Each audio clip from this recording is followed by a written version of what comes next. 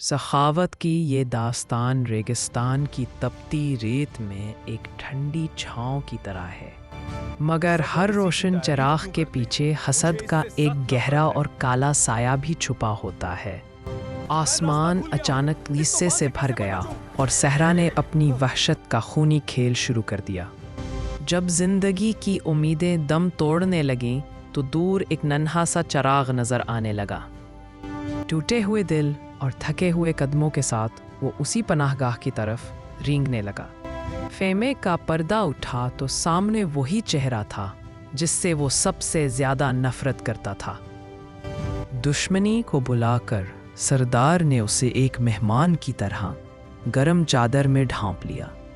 گرم کھانے کی خوشبو اور سردار کی محبت نے اس کے تکبر کی دیواریں گرا دیں۔